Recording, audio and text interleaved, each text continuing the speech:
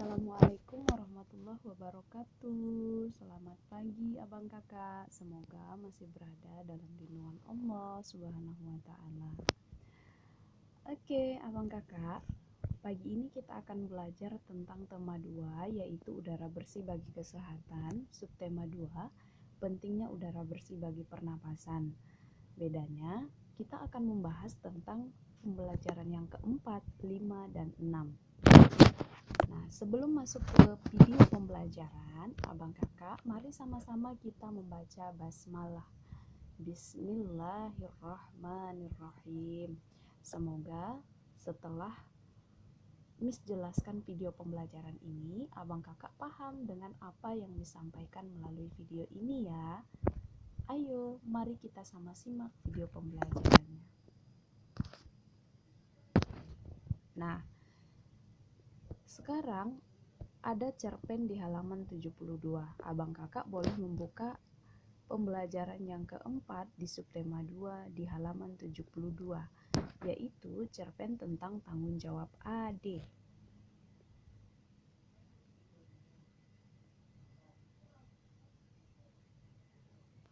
Nah, silahkan abang kakak baca dulu cerpen yang ada di siswa halaman 72.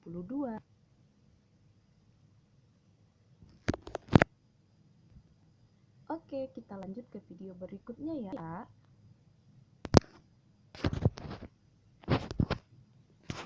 Nah, pada cerpen tanggung jawab Ade, Ibu Ade mempunyai usaha makan untuk dijual ke warung-warung. Dari usaha makanan itu tentunya Ibu Ade akan memperoleh keuntungan. Keuntungan inilah yang akan menjadi tambahan penghasilan bagi keluarga Ade. Usaha yang dilakukan Ibu Ade tersebut merupakan contoh kegiatan ekonomi yang diharapkan dapat meningkatkan usaha keluarga. Nah, jadi salah satu isi dari cerpen tersebut adalah iya betul, kegiatan ekonomi yang diharapkan yang mampu meningkatkan usaha sendiri, kelompok, dan orang lain. Nah, kita lanjut ya, abang kakak. Nah, sekarang mari kita lihat apa sih pengaruh kegiatan ekonomi terhadap kesejahteraan masyarakat. Nah, berdasarkan cerpen tanggung jawab Ade tadi, bahwasanya usaha yang dikembangkan oleh keluarga Ade salah satu usaha yang memacu perkembangan ekonomi dan mampu meningkatkan kesejahteraan masyarakat. Nah, dalam kehidupan sehari-hari, kita tidak lepas dari kegiatan ekonomi. Kegiatan ekonomi meliputi kegiatan produksi. Silahkan digarisbawahi ya abang kakak. Kegiatan ekonomi meliputi kegiatan yang pertama produksi, yang kedua distribusi, dan yang ketiga konsumsi. Ketiga kegiatan ekonomi ini saling berkaitan satu sama lain. Satu kegiatan ekonomi terhambat akan mengganggu kegiatan ekonomi lainnya. Maksudnya seperti ini abang kakak. Misal, pada saat kegiatan produksi gagal, maka kegiatan distribusi juga akan terhambat sehingga nanti pemasokan ke konsumsi akan terkendala. Jadi, apabila salah satu kegiatan ekonomi terhambat, maka dapat mengganggu kegiatan ekonomi lainnya. Betul. Oke, kira-kira paham ya abang kakak? Selanjutnya kita ke video berikutnya ya. Coba kita lihat ketiga kegiatan ekonomi yang tadi. Yang pertama adalah produksi.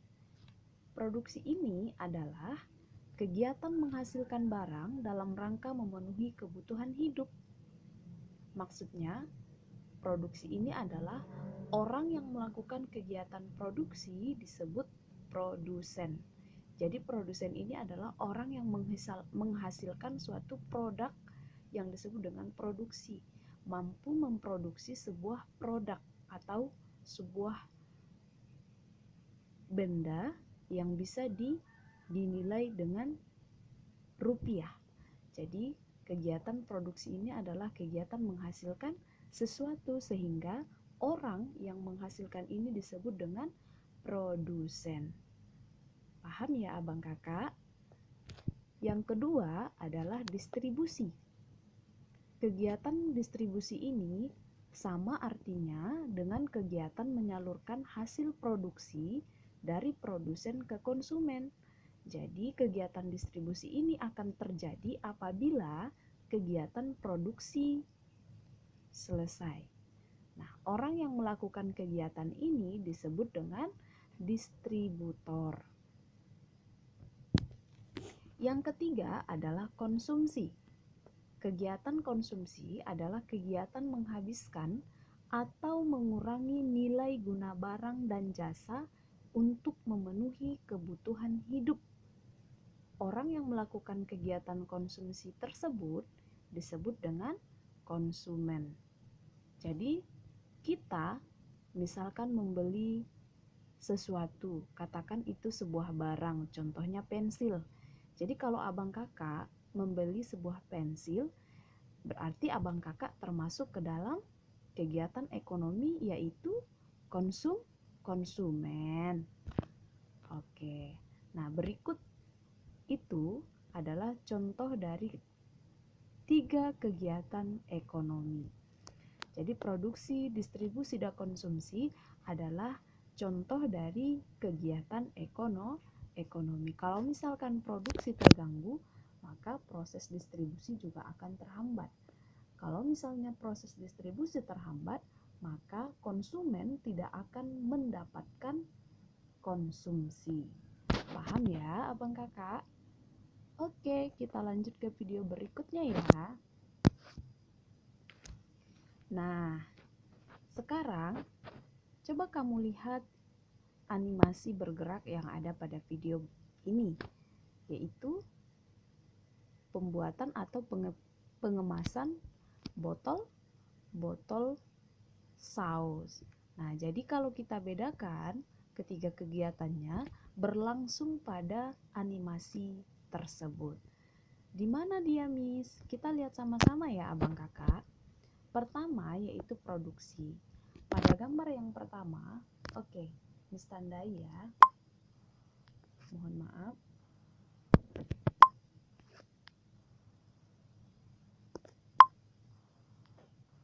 Pada gambar yang pertama, ada produksi yaitu pembuatan botol saus. Nah, produksi ini juga meliputi proses kegiatan pengisian botol dan pemberian tutup pada botol saus. Jadi saus itu sudah diproduksi, sudah lengkap ke dalam botol dan tutupnya. Nah, kemudian barulah dia didistribusikan, yaitu distribusi itu adalah proses pengemasan botol saus. Jadi distribusi ini dipak, dia dikemas dalam sebuah kardus sehingga nanti bisa dijual ke pasaran. Kemudian kegiatan konsumsi itu adalah konsumen membeli saus. Jadi pernah nggak abang kakak dibawa sama orang tuanya ke Alfamart atau Indomaret? Iya. Jadi abang kakak pernah nggak membeli sebuah benda yang memang abang kakak itu suka? Contoh, katakanlah dia sebuah permen, sebungkus permen. Jadi abang kakak mengambil sebungkus permen, kemudian mengasih ke kasir. Nah, abang kakak itu sudah termasuk ke dalam kegiatan ekonomi yang disebut dengan konsumen, karena abang kakak mengkonsumsi sebungkus permen. Paham ya abang kakak? Oke, kita lanjut ya. Nah, sekarang kita akan masuk pada penyakit yang terjadi pada sistem pernapasan. Nah, ada 7 penyakit. Ada 6 penyakit yang sering terjadi pada sistem pernapasan kita. Yang pertama adalah emfisema. Emfisema ini adalah paru-paru yang mengalami pembengkakan karena pembuluh darah pada paru-paru kemasukan udara. Jadi emfisema ini paru-paru yang membengkak karena terlalu banyak pasokan udara. Yang kedua adalah asma. Asma adalah kelainan atau penyakit penyumbatan saluran pernapasan yang disebabkan oleh alergi debu, bulu, atau perubahan cuaca. Jadi asma itu kalau misalnya kemasukan debu, bulu, atau perubahan cuaca, itu bisa menyebabkan kelainan sistem pernapasan yang disebut dengan asma. Yang ketiga adalah kanker paru-paru. Kanker paru-paru ini terjadi apabila sel-sel kanker pada paru-paru terus tumbuh tidak terkendali. Penyakit ini lama-kelamaan dapat menyerang seluruh jaringan tubuh kita. Nah, jadi abang kakak, hati-hati. Ini adalah salah satu penyakit pernapasan yang sering bisa menyebabkan kematian. Yang keempat adalah tuberkulosis. Tuberkulosis ini adalah salah satu bakteri Mycobacterium tuberculosis yang menimbulkan bintil-bintil pada dinding alveolus. Pada dinding alveolus yang terdapat di dalam paru-paru. Jadi kalau misalnya orang yang terserang tuberkulosis itu berarti ada bakteri yang menyerang alveolusnya. Yang kelima adalah bronkitis. Bronkitis ini adalah salah satu gangguan di cabang batang tenggorokan akibat adanya infeksi. Penderita mengalami demam menghasilkan lendir yang menyumbat batang tenggorokan. Jadi salah satu ciri-ciri orang yang menderita bronkitis ini adalah demam yang tinggi. Kemudian ketika dia batuk akan menghasilkan lendir yang nanti menyumbat batang tenggorokannya. Yang terakhir adalah flu. Flu ini penyakit yang disebabkan oleh virus influenza. Penyakit ini timbul dengan gejala seperti bersin-bersin, demam, dan pilek. Nah, yang paling sering mengganggu kita adalah flu. Ya kan abang kakak? Abang kakak pernah flu? Pernah. Salah satu ciri yang ditimbulkan seperti bersin-bersin, demam, dan pilek. Oke, kita lanjut ya abang kakak. Nah, sekarang abang kakak silahkan buka halaman 85, yaitu mengambil keputusan dengan musyawarah. Setiap masyarakat yang akan mengambil keputusan tentu akan melakukan musyawarah.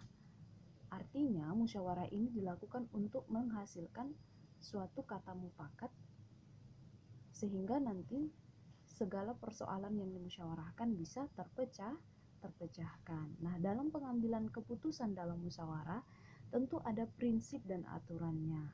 Salah satunya yang pertama adalah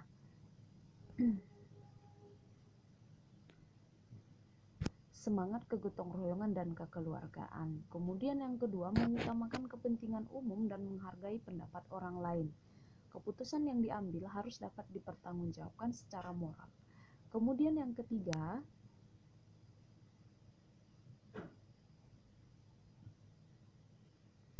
aturan yang ketiga adalah harus berlandaskan ketuhanan yang Maha Esa, yaitu melaksanakan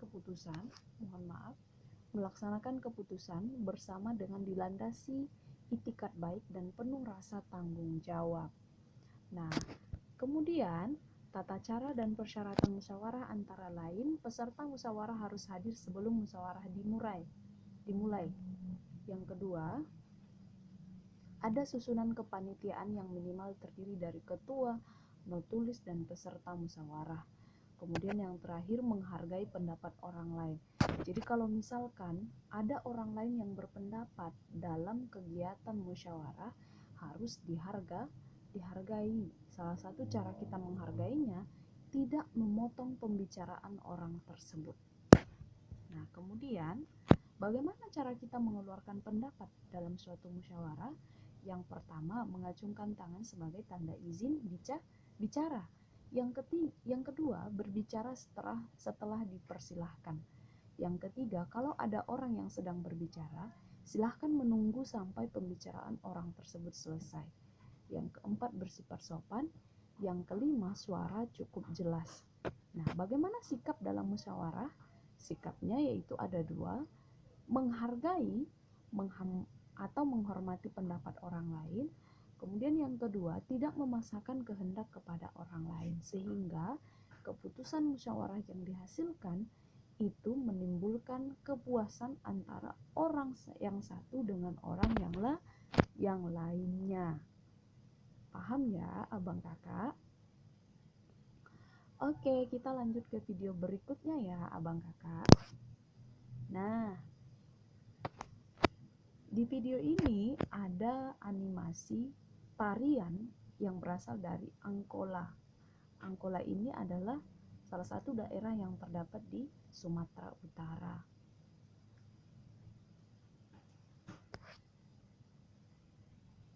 Nah, jadi video berikut ini adalah salah satu video yang memperagakan karya tari yang berasal dari daerah Angkola.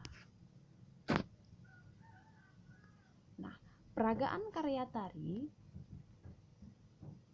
sebelum kita melaksanakan peragaan karya tari, ada beberapa hal yang harus kita persiapkan. Yang pertama, menentukan bentuk karya tari. Bentuk karya tari ada bermacam-macam, yaitu bentuk tunggal, bentuk berpasangan, dan bentuk tari kelompok. Bentuk karya tari ini perlu ditentukan sebelum diperagakan di depan penonton karena berkaitan dengan unsur yang lainnya. Yang kedua, memilih karya tari. Pemilihan karya tari harus disesuaikan dengan bentuk tari. Sebagai contoh, jika bentuk tari yang dipilih tidak berpasangan, pilihlah karya tari berpasangan. Yang ketiga, menentukan jumlah penari. Jumlah penari disesuaikan dengan bentuk dan karya tari yang dipilih. Jika karya tari yang dipilih berpasangan, jumlah penarinya 2 orang atau kelipatannya, 2 orang atau 4 orang. Yang keempat, memilih properti tari. Jadi minggu kemarin, properti tari itu yang Miss jelaskan seperti topeng, kemudian piring atau kipas. Maka abang kakak jika ingin memperagakan sebuah karya tari, perlu juga diperhatikan properti tari apa yang akan kita bawakan. Jadi properti tari itu perlu dipersiapkan sejak awal dan selalu dipakai sejak saat latihan peragaan gerak tari. Tujuannya agar pada saat peragaan di depan penonton, kamu sudah terbiasa dengan penggunaan properti tersebut, sehingga sesuai dengan gerak tari. Yang kelima, menentukan iringan tari. Menentukan iringan tari ini bisa didapatkan dalam aneka bentuk seperti rekaman, baik dengan pita kaset maupun CD. Persiapan iringan tari sejak awal dan gunakan selalu setiap kali latihan. Kemudian yang keenam atau yang terakhir adalah memilih busana tari. Setiap karya tari memerlukan busana yang berbeda. Busana tari harus sesuai dengan tema tari. Saat ini banyak persewaan busana tari sehingga memudahkan kamu dalam menyiapkan busana tari. Jadi kalau misalnya busana kita amburadul, otomatis penonton tidak akan terhipnotis untuk melihat karya tari kita. Jadi kalau misalnya abang kakak ingin memperagakan sebuah karya tari, ada 6 poin yang harus abang kakak perhatikan dan persiapkan. Nah, paham ya abang kakak? Sekarang kita lanjut ke video berikutnya ya. Oke, ternyata video berikutnya adalah semangat dari Miss. Tetap semangat, jangan lupa kamu belajar di rumah, dan jadikan video pembelajaran ini sebagai bantuan untuk kamu belajar dengan buku siswa. Nah, sebelum Miss tutup, abang kakak, ternyata materi yang kita pelajari hari ini tidak hanya dimuat di dalam buku siswa dan buku guru saja, akan tetapi di dalam Al-Quran juga sudah dijelaskan, yaitu surah Al-Baqarah ayat 198, yaitu artinya, abang kakak boleh buka ya Al-Qurannya di rumah, Miss bacakan artinya. Tidaklah dosa bagimu mencari karunia atau rezeki hasil perniagaan dari Allah Subhanahu wa Ta'ala. Yang maksudnya yaitu kita boleh membuat sebuah hasil produksi seperti jualan, atau seperti cerpen yang dibaca di awal, yaitu seperti tanggung jawab Ade, di mana keluarga Ade membuat sebuah kue sehingga menghasilkan suatu produk. Nah, kemudian di dalam Quran surah Asy-Syu'ara ayat 38 juga dijelaskan, dan bagi orang-orang yang memenuhi seruan Tuhan dan menegakkan sholat, sedangkan urusan mereka diputuskan dengan jalan musyawarah antara mereka, dan mereka menginfakkan sebagian dari rezeki yang telah kami berikan kepada mereka. Jadi materi kita musyawarah, mengambil keputusan dalam musyawarah ini juga dijelaskan di dalam Al-Quran. Nah, abang kakak, pedoman kita yaitu tetap Al-Quran. Jangan pernah lupakan Al-Quran, karena semua yang kamu pelajari, yang kamu dapatkan di buku, yang kamu dapatkan di internet, yang kamu dapatkan dimanapun, maka tetap berlandaskan Al-Quran dan hadis. Oke, tetap semangat ya abang kakak. Jangan lupa jaga kesehatan, tetap memakai masker ketika keluar rumah, dan tetap konsumsi makanan yang sehat. Kemudian abang kakak jangan lupa tetap laksanakan sholat 5 waktu. Bagi yang perempuan, tutup auratnya ketika keluar rumah, dan yang laki-laki juga demikian. Oke, Miss tutup. Wabillahi taufiq wal hidayah. Wassalamualaikum warahmatullahi wabarakatuh.